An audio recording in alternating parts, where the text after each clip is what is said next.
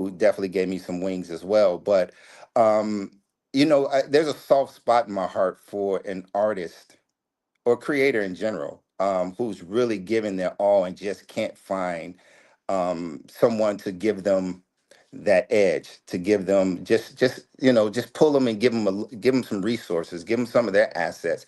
One thing about Chicago, man, is that I wish more of us would say, hey, I made it, let's go back to Chicago, reach in there, grab some of these talented individuals and bring them along, which is something that I've always looked up to and always wanted to do, whether it's me going back to the schools to speak, or just find individuals that are talented that I can say, hey, let's go. Let me do this for you. Let me do that for you. There was one guy, Daryl Porter, and I'm gonna give him his accolades now, who did believe in me when I was first starting. And Daryl's like, hey man, come out to Los Angeles. And he took me to every single record label.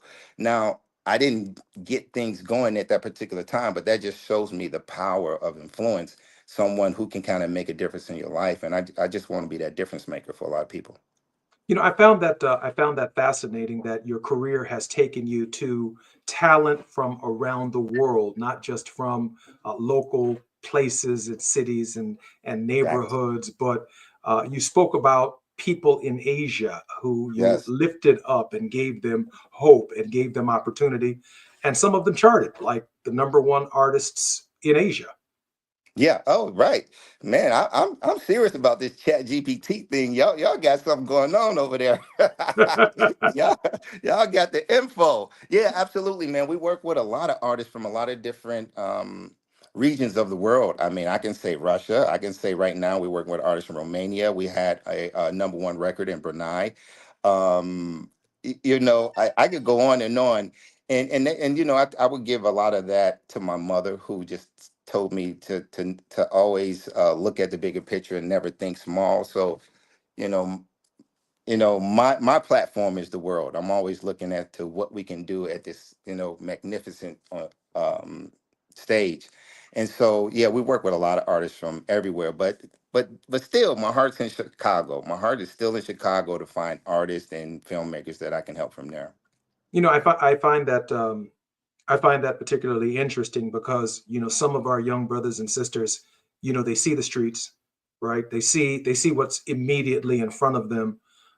But your transition from Chicago to Los Angeles, and then to the globe, Right. the transition to opening up your mind to a different kind of creativity has Yes. opened up tremendous doors for you. What would you Absolutely. share with a young student in Chicago, a young person in Chicago or in Los Angeles, about being open minded to the possibilities Yeah. that their talents represent?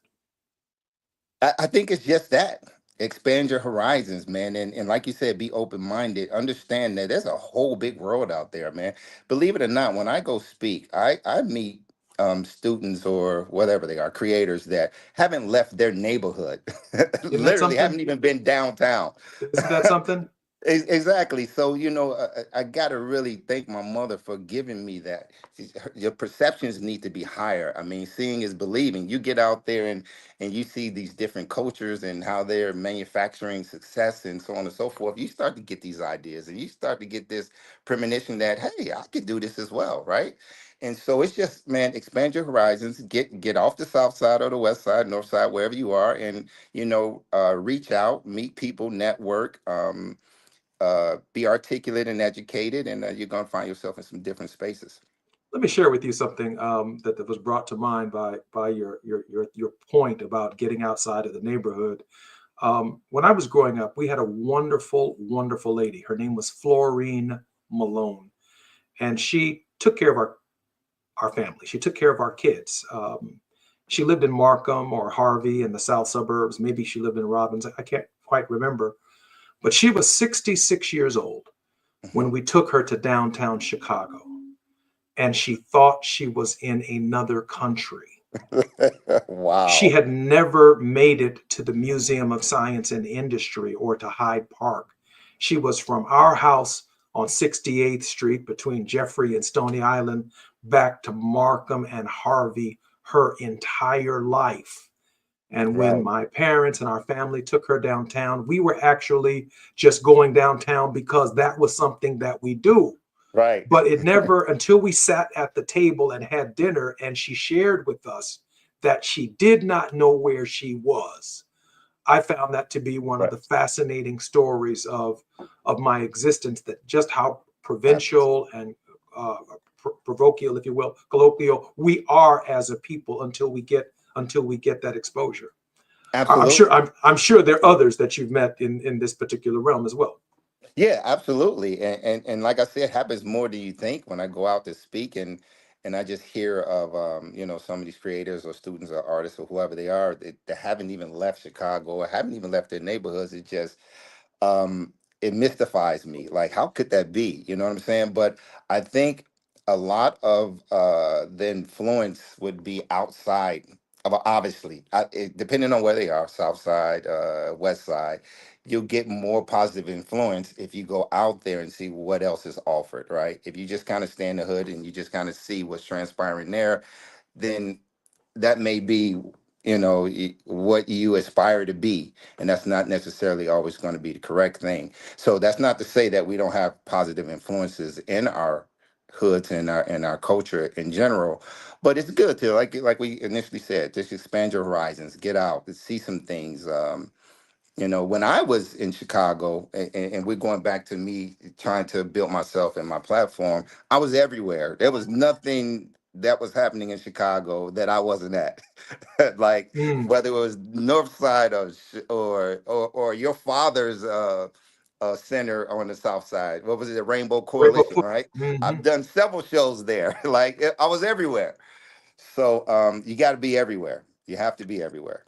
I was thinking about in this moment, Reverend James Meeks, the pastor emeritus of Salem Baptist Church. He took a couple of busloads of young people from the South Side and he took them up to New Trier High School, where they have practically every conceivable amenity.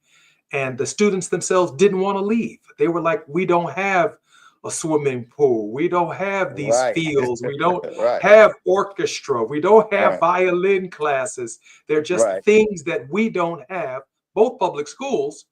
But the fact Hmm. of the matter is, we're limited by our circumstance. And sometimes it just takes the courage to move forward. You found that courage, Mark. Yeah, exactly. And to bring it back, full circle, going back into the influence of music. If they haven't been anywhere, then how are the rappers who are having this drill music not influential? They're telling them something that they've never been able to see or hear for themselves. So they're just going to go by what they're hearing on this rap platform. And if it's positive, then that's great. That's why I say we need more positive, influential rappers that have the social issues in mind and in sight, opposed to the drill music that's talking about no cap, I did this, I did that. And so, yeah, I think it helps, all around in many respects, to be able to just, get out and do different things and M. see Doc, different things. Mark Williams, this is your hometown wishing you the very best of success and anything we can ever help you do. Please let your home people know. I'm Jesse Jackson Jr. This Love is the it. Jesse Jackson Jr. Show. Mark, thank you for joining us Thank on this you. Black That was History fun. Month. Thanks, Jesse. Appreciate Hey, you. Mark. Okay. Okay. Bye bye.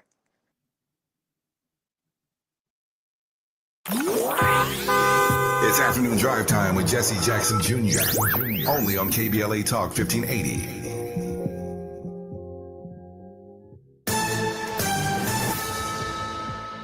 I'm Tyreek Wynn with 4 Things You Should Know with BIN News. New York City Mayor Eric Adams, who's black, stirred up some more controversy Monday when he invoked Adolf Hitler's book while defending himself against the calls to resign. Mayor Adams spoke at an event in Brooklyn as 4 deputy NYC mayors announced their resignations over the Justice Department's controversial decision to dismiss the federal corruption charges against the mayor. The U.S. and Russia have concluded their first peace talks about the war in Ukraine. Secretary of State Marco Rubio and other U.S. officials met with the Russian delegation in Saudi Arabia on Tuesday. The Department of Homeland Security is launching a new ad campaign aimed at those trying to enter the country illegally. Egg prices continue to soar. According to a new report from the USDA over the weekend, wholesale egg prices jumped 40 cents over the last 30 days. I'm Tyreek Wynn on the Black Information Network, your home for Black News First.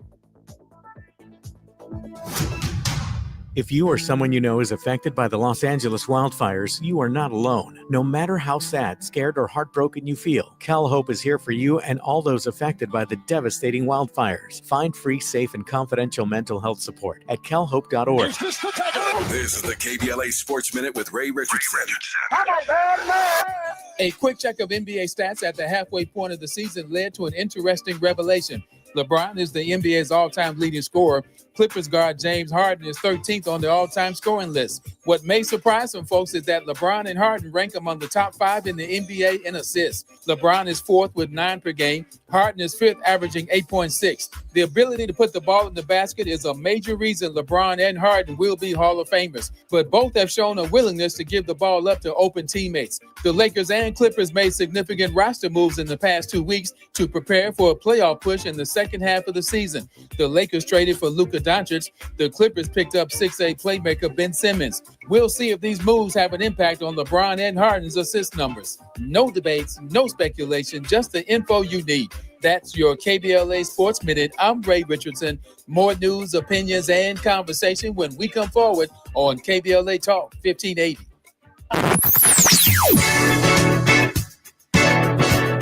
Whoa, whoa.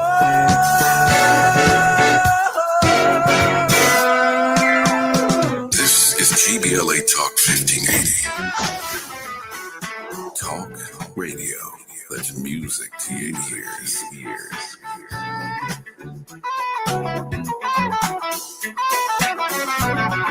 We're unapologetically progressive. KBLA Talk 1580. We've got a lot to talk about. Hi, I'm Ray Richardson, your sports connection here at KBLA Talk 1580. Join me and my co-host Neil Scarborough every Saturday night at 7 for Out of Bounds, the show that brings some flavor to the world of sports for 60 minutes. We take you beyond the scores and press conferences. We give you our point of view, the way black folks see what's going down. You can join the conversation and give us your analysis at 1-800-920-1580. Out of Bounds every Saturday night at 7 on KBLA Talk 1580. We've got a lot to talk about. Unapologetically progressive. KBLA Talk 1580. We've got your black. You like the style, dog. February is Black History Month, a time to celebrate the achievements and resilience of Black communities. But it's important to address health disparities in diseases like asthma. In the U.S., Black Americans are approximately 5 times more likely than white Americans to be hospitalized for asthma. But there's hope. Managing your asthma is possible with regular checkups, using prescribed medications correctly, avoiding asthma triggers, and creating an action plan with your healthcare professional. Take control. Your health is your power. To learn more about asthma, visit luma-edu.com. This message is brought to you by Amgen and AstraZeneca. This sandwich is not just spicy, it's flavorful. Hi, this is Matayo. And this is Elsa. And a little thing I love about the Chick-fil-A Grilled Spicy Deluxe Sandwich is that spicy kick. Because the spice comes in at just the right moment. Oh, no. A little thing I love is that cilantro lime sauce. It's a fun blend of zesty and bold. That's what really makes me happy. Are you going to eat all your fries? Order a Chick-fil-A Grilled Spicy Deluxe Sandwich and a Diet Dr. Pepper on the Chick-fil-A app for a limited time. Real guests paid for their testimonial. You're listening to Jesse Jackson Jr. on KBLA Talk 1580.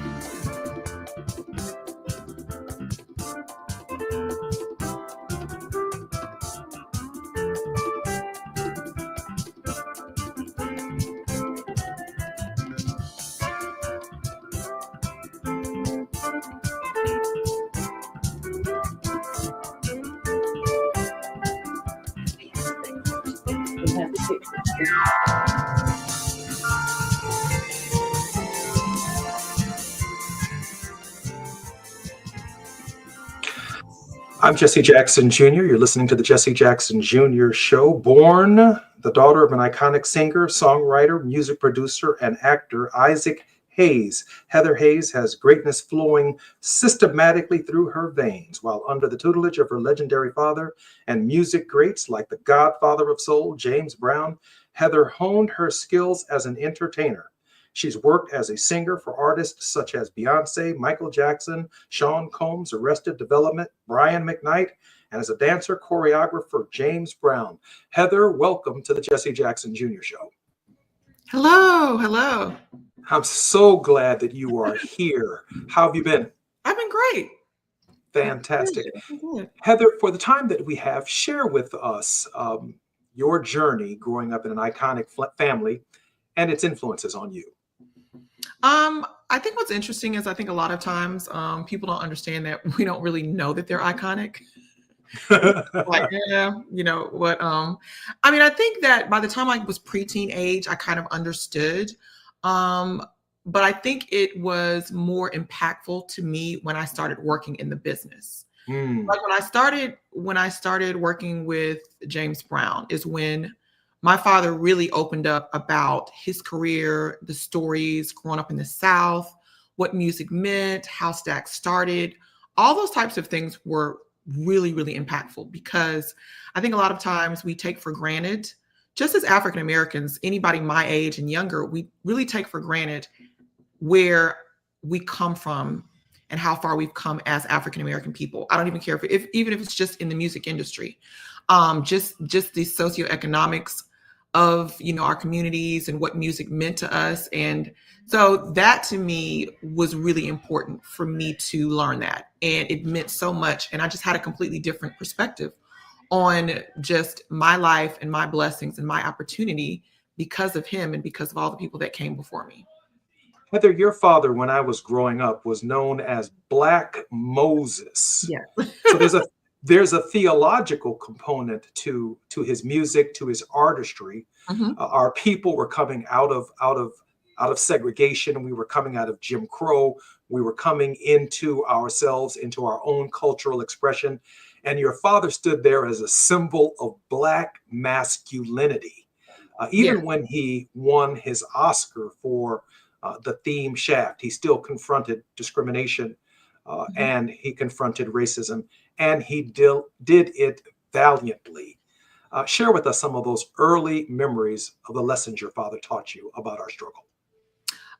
He grew up really poor, so opportunity just wasn't there. You know what I mean? In Covington, Tennessee, in the Deep South, his grandparents, they were sharecroppers, and I think music is a universal type of thing. And one thing that really sticks out to me, what he told me, is when Stax started, I think people don't understand that Stax was really intended to be a country kind of label, but it ended up being a soul label. And the man who started it was actually white, Jim Stewart. So he had auditioned to be a staff musician, and he didn't make it. And then he teamed up with David Porter, and they became songwriters and wrote huge hits. But there were white musicians in Stax making music, and he said for him, everything changed. Like there wasn't a color thing. It was just about the music. They loved doing it.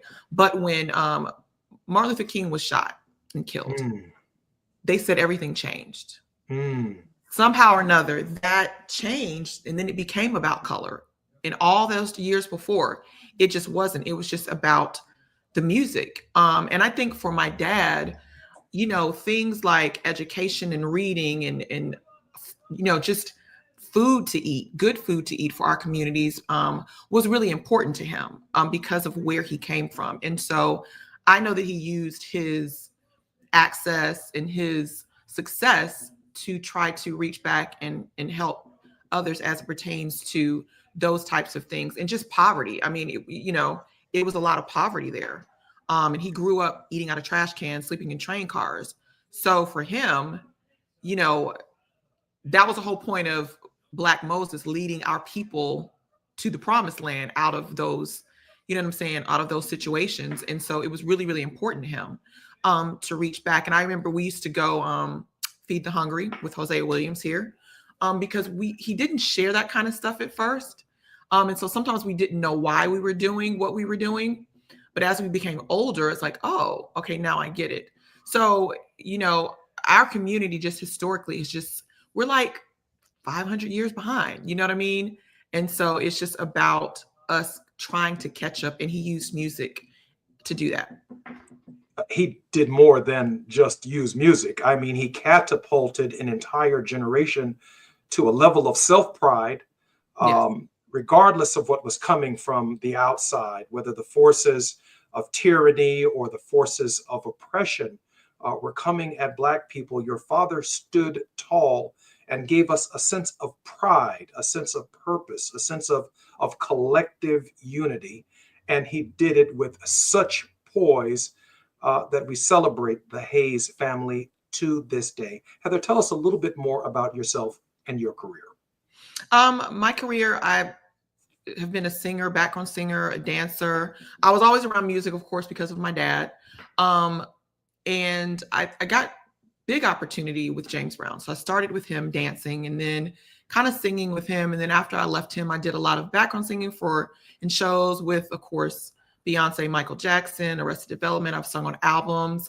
I'm a live music girl, just because my dad was, he was a piano player. And so I started kind of dabbling in that with a lot of live musicians, and I travel all around the country and I entertain private corporations most of the time, companies. I have some music out, a couple songs that I did a tribute to my dad. One of his big holidays was Christmas because, of course, being, a child of sharecroppers, they didn't have Christmas. So Christmas for him was a big deal. And he wrote this song called The Mistletoe and Me, like in 1969, I think, 68.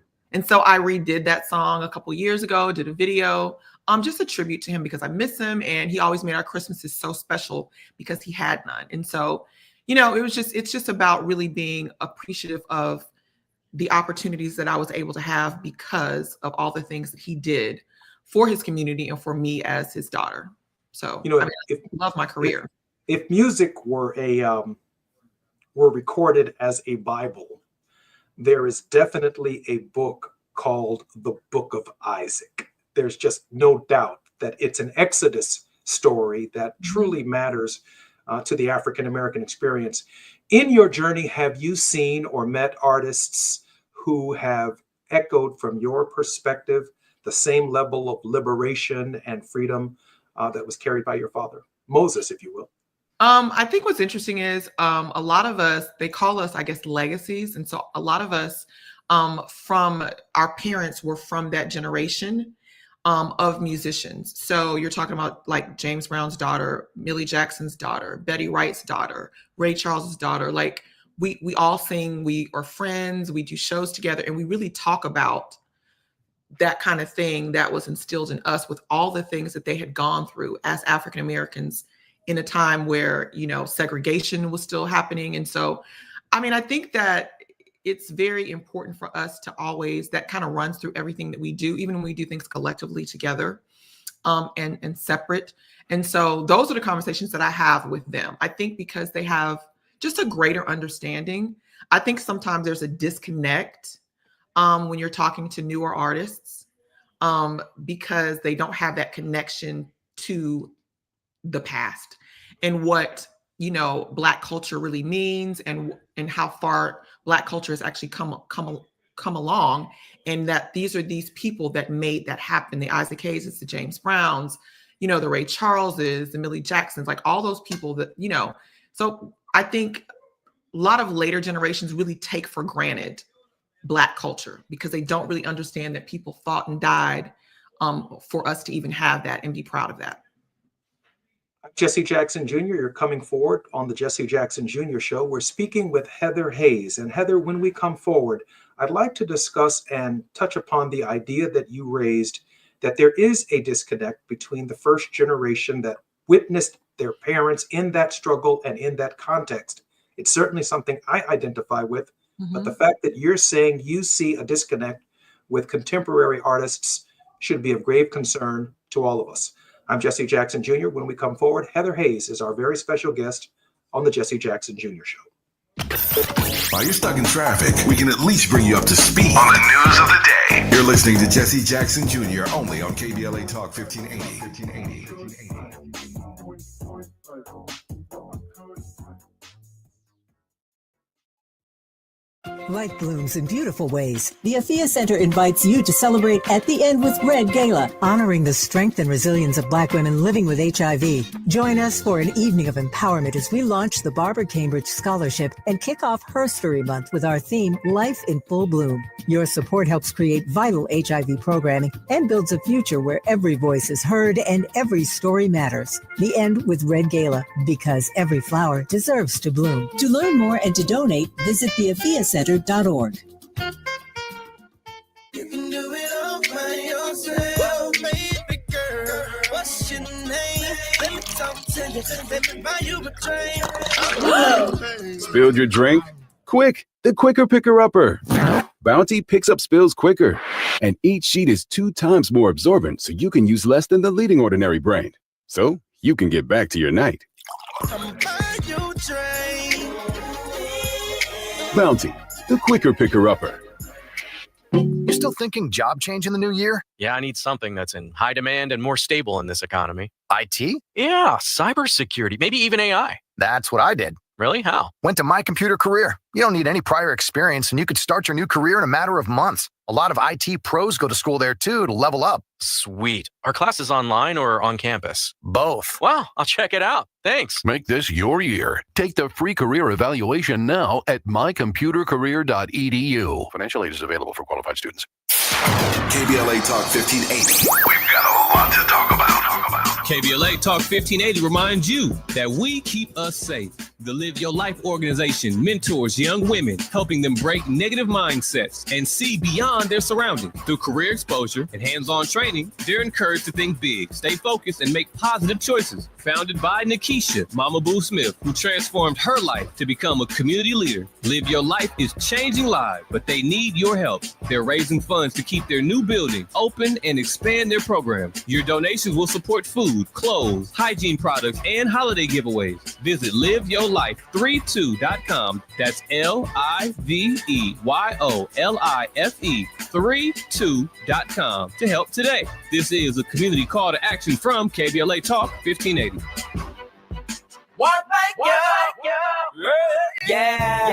The California Crusader newspaper would like to thank all of our subscribers for their support throughout the years, proudly serving the South Los Angeles and South Bay areas for more than 40 years. The California Crusader is a multicultural, Black-owned, adjudicated newspaper that focuses on providing newsworthy information to the people in our community. We're constantly looking for ways to assist businesses in our community to connect with our subscribers. We provide low-cost, effective ways to promote your business with our reasonable and affordable advertising rates. You can participate by suggesting, sharing, and submitting your stories on the California Crusader newspaper Community Share Facebook group page, or visit our website at cal-cruise-news.com. That's calcruisenews.com. Then click on the Submit Now button located on the top right corner of the homepage, or text CCN to 42828. Again, text CCN to 42828. The California Crusader newspaper, working together to build a better community for our future. Subscribe today. After you use Bounce Dryer sheets and realize how fresh, soft, less wrinkled, and less staticky your laundry can be, you'll put a sheet on it every time. Like those socks that smell like they've been through a marathon. Or that blanket that's got wrinkles on its wrinkles. Maybe even your chatty coworker who keeps distracting you. Okay, Bounce Dryer sheets can't do it all. But for fresher, softer, better laundry, put a sheet on it with Bounce. Now back to more of Jesse Jackson Jr. on KBLA Talk 1580.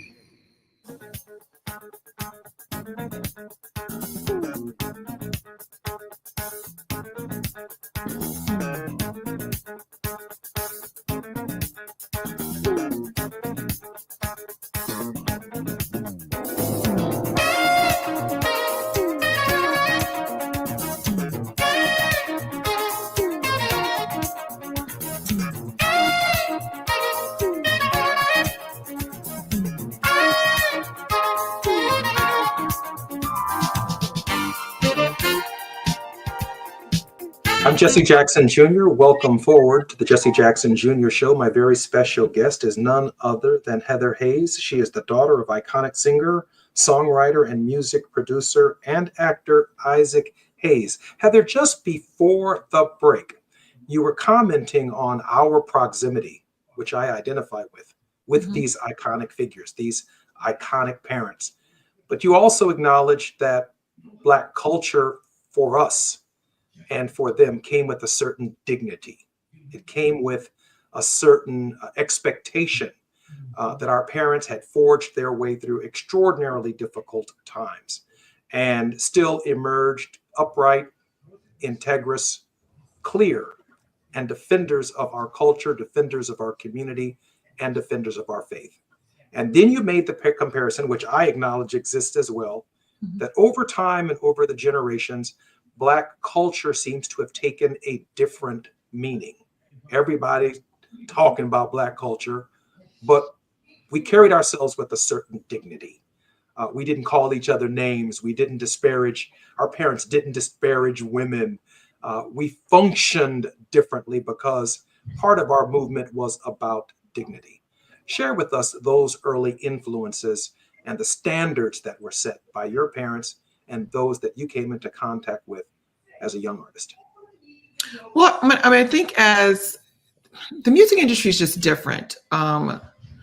The further you get into like the 90s and the late 90s and the early 2000s, it really shifted. Because what I remember is, my idols were Whitney Houston and Shaka Khan and Mariah Carey as a singer, Aretha Franklin, Nancy Wilson, Luther Vandross, Michael Jackson, Prince. Like these were real musicians, right?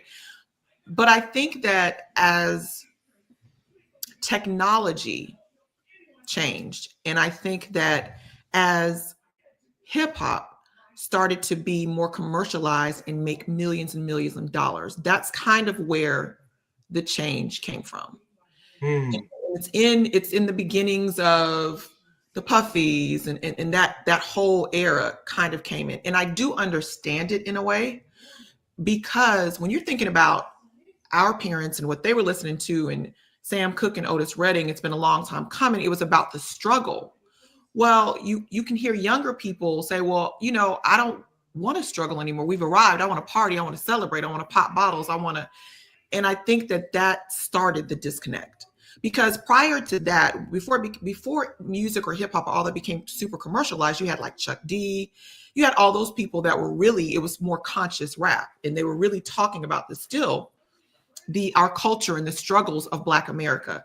And so sometimes you would often hear like, you remember like a lot of the movies that Oprah did, like The Help and all those kinds of movies, 7 Years a Slave and all those kinds of things. And I would hear people be like, well, I mean, we aren't all just slaves, and we weren't just, The Help and those kind of things. So I think that what happened is it became more of a celebratory type of thing.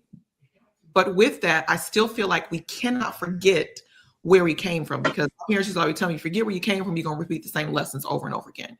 And so I think that became the problem. And then when you're looking at that type of money, like me and my friends talk about, even as a person who worked in the industry during that time, the money and the budgets that these people were getting to say the things that you're saying, to, not necessarily speak so highly of the Black community, it was an endless amount of money. And so I think that people were so caught up in that they actually just forgot, and then when you bring into, just the way people were living in the hood and in our communities, and then they bring those experiences to records, then it becomes normalized.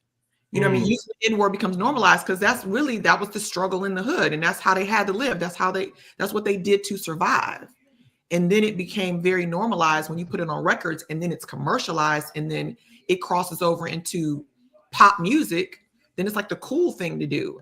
And somehow or another, we kind of lost in the last, I would say 20, 25 years, we kind of lost where it all came from and how it started.